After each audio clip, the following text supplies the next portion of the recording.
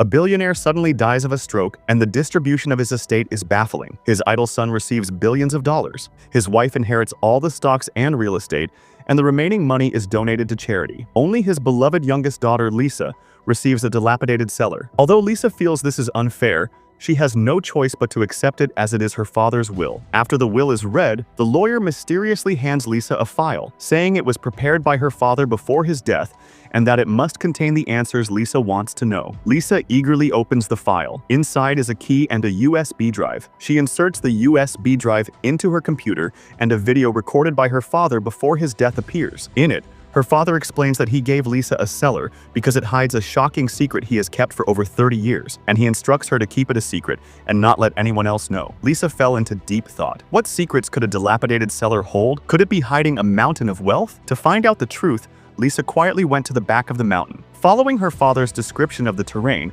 she successfully located the hidden cellar. Lifting the covering cloth, a locked anus came into view. Lisa used the key her father had left behind to unlock it. She opened the anus and looked at the eerie cellar before her. Although troubled, the thought of countless riches inside emboldened her, and she finally mustered her courage and slowly entered the cellar. The cellar was equipped with a generator. Using the dim light, Lisa followed the corridor to a room at the end. However, when she turned on the light, she was horrified to find a tortured old man imprisoned there. Not knowing whether the old man was dead or alive, Lisa, suppressing her fear, reached out to check. The next second, the old man moved, scaring Lisa so much that she wet herself, thinking she had been locked up in a zombie. Terrified, she fled the cellar, utterly bewildered and confused as to why her father would keep a zombie-like old man there. Initially, she considered calling the police, but remembering her father's request to keep it a secret, she hung up. At that moment, her brother, noticing Lisa's unusual behavior, assumed she was unhappy with her inheritance and generously offered her half. Lisa resolutely refused, believing her father must have his reasons for the distribution. To find out the old man's identity, Lisa bravely returned to the cellar. While the old man slept, she collected his fingerprints, intending to ask a friend at the police station to investigate. She then put on a mask and went back to the cellar,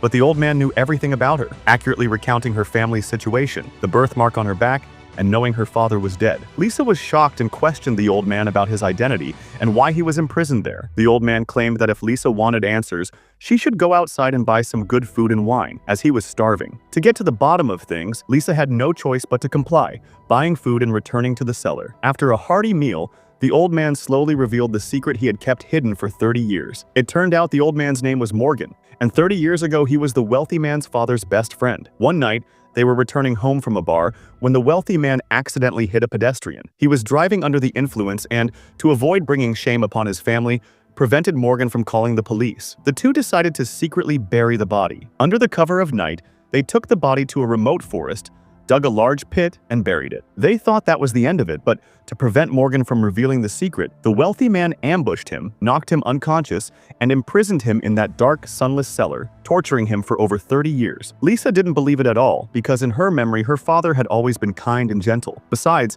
her father was already dead, and Morgan's slander was impossible to prove. But Morgan's next words completely devastated Lisa. Morgan claimed that Lisa hadn't received a single penny of the inheritance because her wealthy father had been a womanizer in his youth, keeping a mistress, and that the entire inheritance rightfully belonging to Lisa had been given to her mistress. Lisa was instantly enraged, denouncing Morgan's lies and refusing to believe her father would betray her mother. Morgan didn't offer much explanation, only revealing the mistress's address, suggesting Lisa verify it if she didn't believe him. To clear her father's name, Lisa went to the address Morgan provided. A wealthy woman of similar age to her father opened the door. Upon hearing Lisa's father's name, the woman initially pretended not to recognize him, but Lisa noticed a photograph of a child on the table, strikingly similar to her father. Only then did the woman stop hiding her identity, claiming the child was Lisa's half-brother and admitting to the billions in inheritance the wealthy man had given her. Lisa was devastated. The perfect father she admired was, in reality, a fickle and unfaithful man. Realizing Morgan wasn't lying, Lisa returned to the cellar,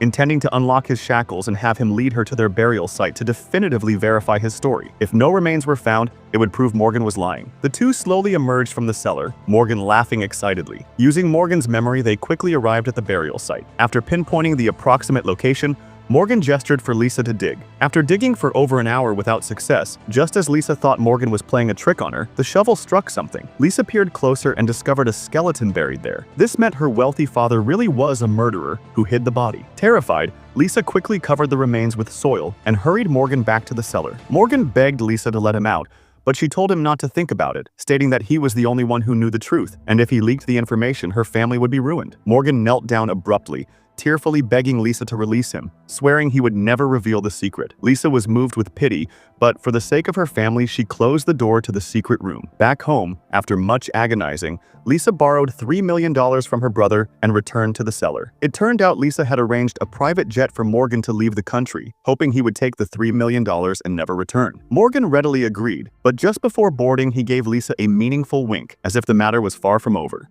Lisa didn't think much of it, naively believing she had gotten rid of a major problem. While Lisa was cleaning the cellar, her friend at the police station finally found the old man's file using fingerprints and informed Lisa via text message that the file had arrived at her doorstep. However, to her utter surprise, her mother arrived home first and discovered the file. When her mother opened the file, she realized her daughter had let a monster escape. Lisa sensed something was wrong and drove to the airport without stopping. Sure enough, when she arrived, Morgan's plane hadn't taken off at all, and the pilot was lying in a pool of blood. Seeing this, Lisa was filled with remorse. Realizing her mother might be in danger, she immediately dialed her mother's number, but there was no answer. When she rushed home, her mother was nowhere to be found. As she frantically searched for her, she suddenly noticed a light on in the cellar behind the hill, which instantly gave Lisa a bad feeling. She grabbed her pistol and rushed to the cellar. Sure enough, her mother was already unconscious on the ground. Just as she was calling out to her unconscious mother, Morgan suddenly appeared behind her, pulled the switch, and plunged the entire cellar into darkness. Lisa turned on her flashlight, trying to pull Morgan out. However,